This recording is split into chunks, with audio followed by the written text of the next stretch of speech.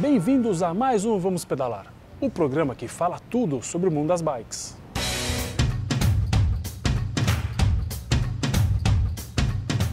Vamos conhecer a história da atleta brasileira de ciclismo de estrada, Ana Paula Polegatti, que tem uma história super engraçada e é super carismática. Vamos lá conhecer?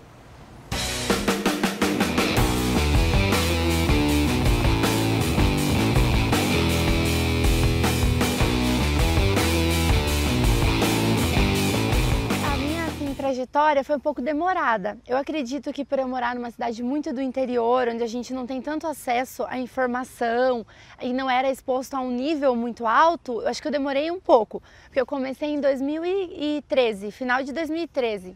Em 2014 eu ganhei os Jogos da Juventude, mas até então era pequeno. Aí eu comecei a ter uma bike melhor em 2006, então eu trabalhava numa bicicletaria depois, fazia faculdade e treinava. Então era bem corrido para mim, eu tinha 1 hora por dia para treinar e sábado e domingo. E em 2010 eu fui contratada por Maringá, que era uma equipe um pouco melhor. Então eles já me levaram para um brasileiro, eu fiz top 10 no brasileiro, sem assim um treino específico. Depois daquilo, eu comecei a treinar como atleta profissional, treinava 160, 150, 120 quilômetros e trabalhava ainda, estudava.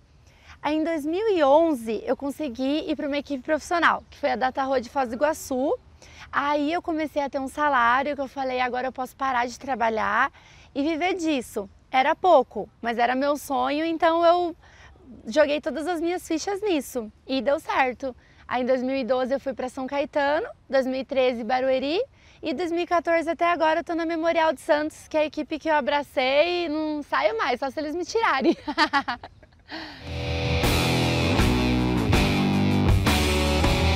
Eu acho que assim, eu nasci para isso.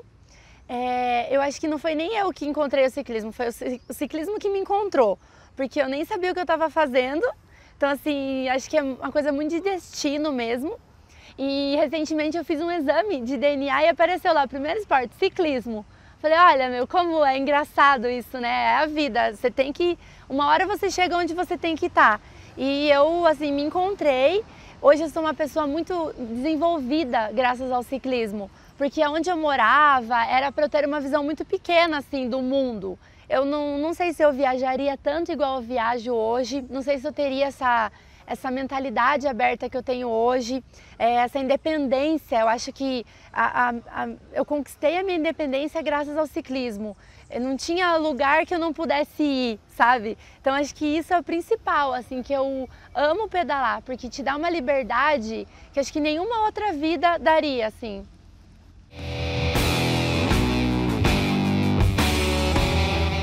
Muita amizade mesmo, porque o ciclismo é um esporte muito inclusivo, interativo, sabe? Então não existe classe social, não existe diferença de idade.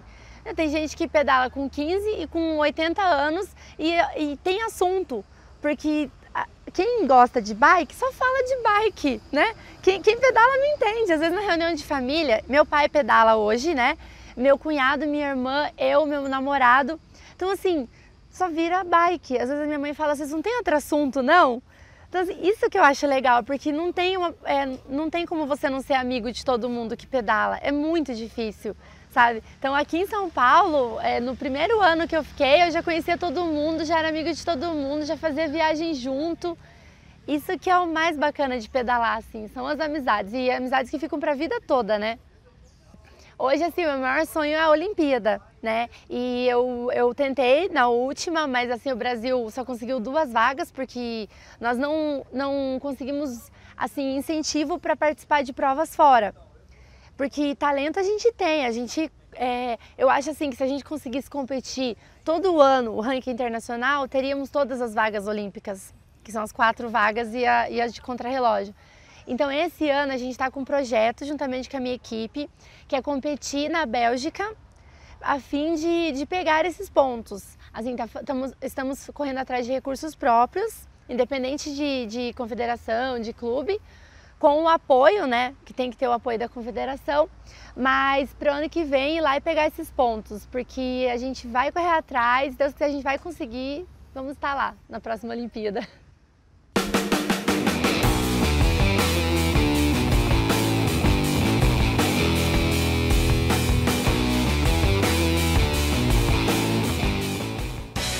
sempre quis saber como é que funcionam esses contadores de fluxo de ciclista que fica lá na Faria Lima. Vamos descobrir?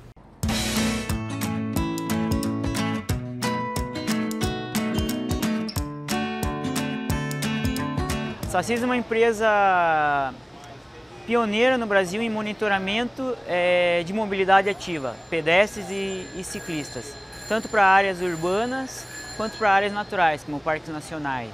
A Sacis ela é distribuidora exclusiva da EcoCounter, uma fábrica que é líder mundial em monitoramento de transporte de mobilidade ativa, e a gente tem uma série de sensores de monitoramento automático, desde sensores que vão embaixo de trilhas, que monitoram as pessoas que caminham nas trilhas, até sensores específicos só para bicicleta e até mesmo outros sensores que em tempo real mostram para o cidadão a quantidade de bicicletas, como é o caso desse aqui, que instalado numa rua, um motorista, por exemplo, vai saber quantas bicicletas passaram nesse mês, hoje e nesse ano. Todo projeto que você faz, você precisa planejar, você tem uma fase de planejamento, os dados são muito importantes nessa fase, você tem a fase de execução e você tem a fase de justificativa, né? Para essas três fases, você ter informação, você ter dados, tanto antes e o depois, e o monitoramento posterior é essencial para que o seu projeto tenha sucesso, tanto seja numa área natural quanto numa área urbana, né? Uma calçada, uma ciclovia.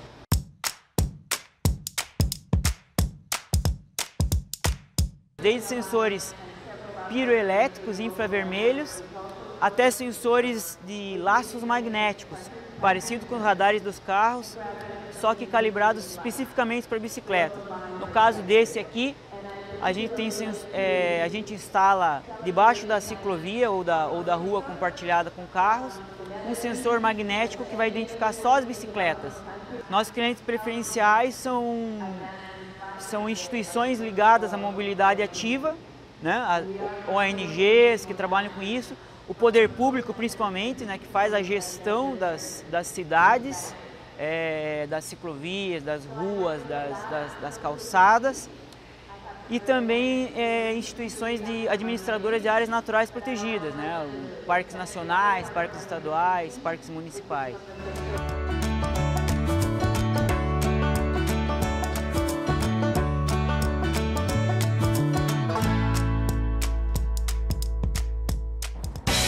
E no próximo bloco, vamos conhecer a pesquisa que a Aliança Bike fez sobre o mercado da bike. Fica aí, a gente volta já.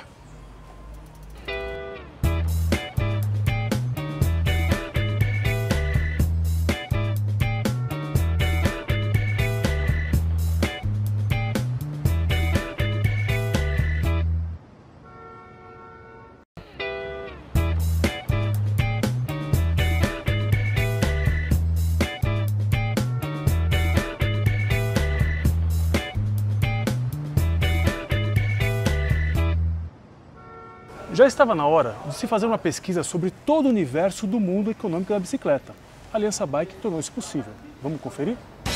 O estudo A Economia da Bicicleta no Brasil tem uma importância, no meu entendimento, ímpar na questão de definição da metodologia para se concluir o que é a economia da bicicleta. Eu acho que esse foi o trabalho mais importante que os pesquisadores, a Aliança e o LabMob da Universidade Federal do Rio de Janeiro fizeram para conseguir sintetizar o que seria a economia da bicicleta a partir de uma ideia de complexo econômico, saindo de uma literatura tradicional que sempre considerava a cadeia produtiva como a questão central para a economia da bicicleta e partindo de uma ideia mais holística, mais ampla sobre a bicicleta, incluindo 5 dimensões diferentes de manifestação que tem bicicleta relacionada diretamente para concluir nesse arcabouço que seria o complexo econômico da bicicleta e que a gente define como economia da bicicleta no Brasil, que envolve a cadeia produtiva, envolve transporte, envolve o que a gente chamou de atividades afins, que inclui cicloturismo, inclui eventos esportivos, inclui políticas públicas e, finalmente, os benefícios, que a gente também incluiu, que são um pouco mais complexos de você monetizar e trabalhar dados concretos, mas que são tão importantes quanto nos aspectos especialmente de saúde e meio ambiente. Então a gente concluiu que esse complexo econômico da bicicleta, ele compreende 5 dimensões que abarcariam toda essa economia da bicicleta, e aí a gente monetiza, a gente chega finalmente a colocar dados, números, valores para definir a importância da bicicleta para a economia nacional, para a economia do Brasil, mostrando que ela já é uma realidade e uma potência, mas ela pode ser muito mais se tiver investimentos não só no setor, na cadeia produtiva dela, mas também em todos os outros aspectos da logística, das políticas públicas, infraestrutura cicloviária, no empreendedorismo, em pesquisa e inovação, tudo isso que compreende esse complexo econômico, que se investido, se colocar recursos, se colocar lenha nessa fogueira, cresce e o Brasil finalmente pode compreender de uma forma mais forte, de uma forma mais presente, o papel da bicicleta na economia. O estudo, por exemplo, revela a quantidade de empregos que a cadeia produtiva da bicicleta gera no Brasil. Então, são quase 25 mil empregos diretos e formais, e só a fabricação e a importação de bicicletas, por exemplo, movimentam mais de 900 milhões de reais por ano na economia brasileira. Então, a gente está falando também de números impactantes, fortes, nessa economia tradicional, que inclusive a bicicleta gera. E aí a gente tem, por exemplo, outras dimensões importantes, como é o caso da economia para o orçamento familiar, que o estudo revela, por exemplo, em que apenas um membro de uma família que tem adotado a bicicleta como meio de transporte em detrimento de outros, em detrimento do automóvel ou do transporte público, por exemplo, traz uma economia média para o orçamento dessa família de quase 13 mil reais por ano. Então são mais de R$1.000 por mês que uma pessoa que optou pela bicicleta como meio de transporte, em média, traz de economia para o orçamento de uma família. E, por fim, acho que um aspecto importante que o estudo traz é a questão da infraestrutura, ou seja, investimentos públicos em infraestrutura para circulação e estacionamento de bicicletas nas cidades brasileiras. Primeiro, a gente levantou a malha cicloviária nas cidades, nas capitais, né? A gente focou nas capitais, então o Brasil tem mais de 3 mil quilômetros de ciclovias e ciclofaixas nas capitais brasileiras, e as cidades do Rio de Janeiro e São Paulo em primeiro lugar, são as que têm maior quantidade de ciclovias e ciclofaixas, mas se você olhar proporcionalmente à população, Rio Branco, a capital do Acre, é a cidade que tem a maior malha cicloviária em proporção à sua população. Então, mostrando, na verdade, que o Brasil tem investido cada vez mais em infraestrutura cicloviária, ainda é muito pouco, precisa se investir muito mais, mas mostrando também que, ainda que a gente tenha as cidades no Sudeste, uma concentração de quantidade de ciclovias e ciclofaixas, na verdade, outras cidades, especialmente a cidade de Rio Branco, que tem proporcionalmente a maior malha cicloviária pela sua população. Então, a gente também vê pelo estudo, e o estudo mostra que a infraestrutura cicloviária é fundamental para que a gente tenha mais pessoas em bicicletas, né? E mais pessoas em bicicleta significa que elas movimentariam mais ainda a economia da bicicleta, impactando de uma forma geral toda essa economia compreendida em 5 dimensões que a gente abarca no estudo. Então, o estudo foi lançado no final de maio. Junto com ele, nós temos o relatório completo e uma versão resumida no site economiadabicicleta.org.br.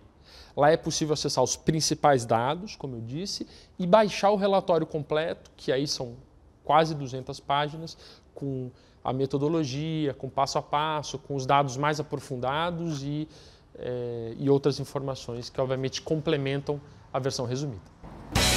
E no próximo bloco, vamos bater um papo com o ultraciclista Mr. Milan. Fica aí, a gente volta já.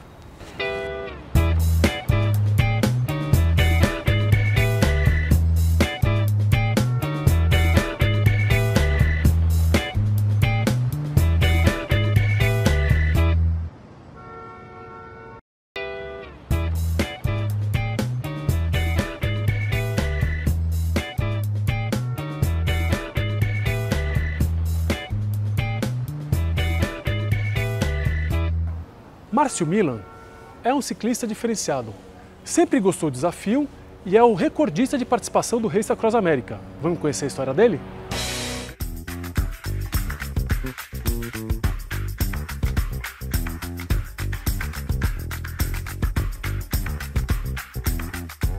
O ciclismo acabou entrando na minha vida e diria que pela parte profissional.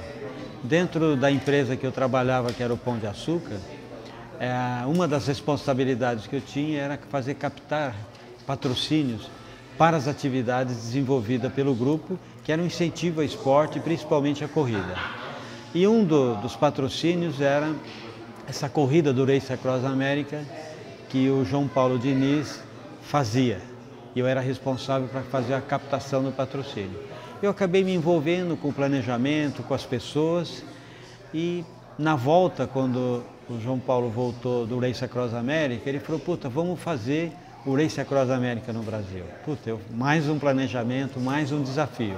Em 2004, eu me propus a fazer a primeira vez o Race Across America, e aí eu procurei duas pessoas que já tinham feito essa prova, que é o Michel Bogli e o José Filho, e mais um colega do Pão de Açúcar. Nós fizemos essa prova em 2004. E até hoje foi o melhor resultado, 7 dias e 2 horas. A partir daí, eu tive a oportunidade de conhecer outros desafios e perceber que a RAN não é só a prova.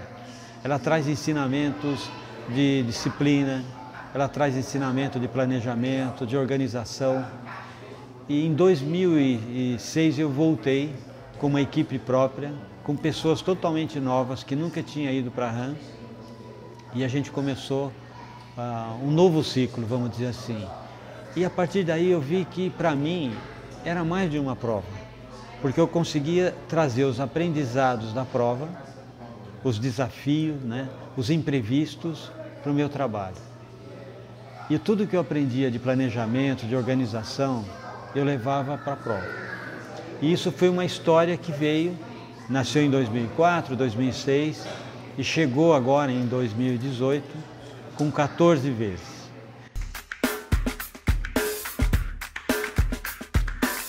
Então, o Race Across America, assim, primeiro é a prova de ciclista mais difícil do mundo.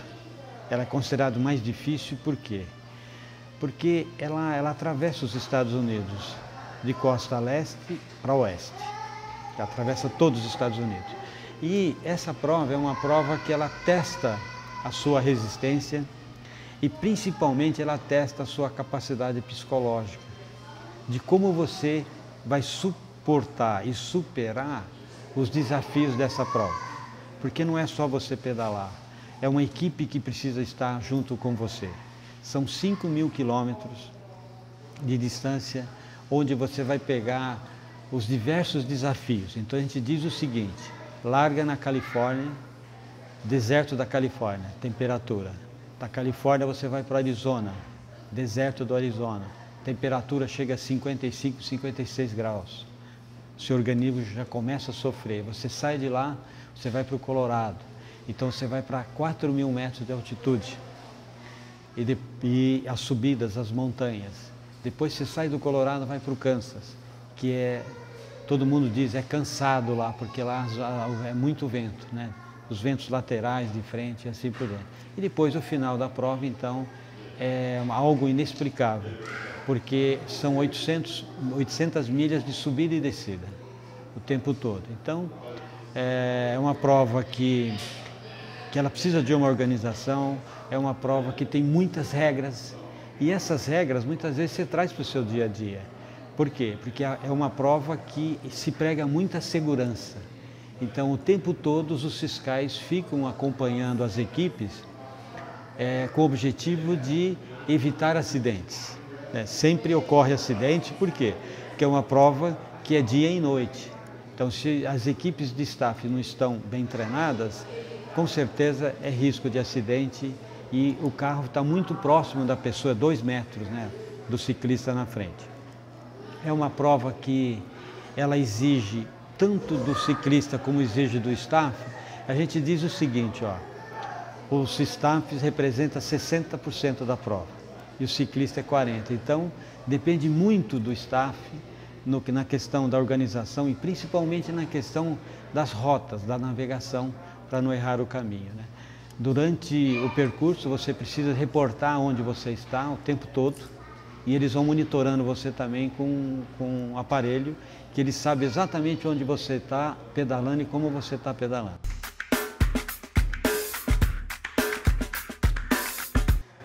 Olha, essa é uma história muito engraçada, né? Porque na medida em que eu comecei, que eu fiz a primeira, a segunda, a terceira, a quarta, todas as vezes que eu chegava na organização para entregar a documentação e fazer todo o check-in das bikes, essas coisas, eles começavam a me chamar de Mylan.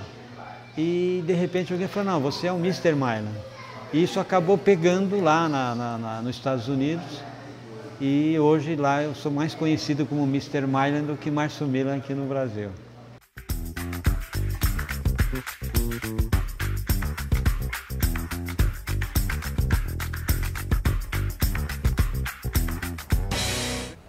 Bom, pessoal, o Vamos Pedalar fica por aqui. Mas semana que vem tem mais dicas de manutenção, reportagens, viagens e tudo sobre o mundo das bikes. Fica com a gente, vamos pedalar? Ah, quer saber mais? Veja nas redes sociais. Forte abraço.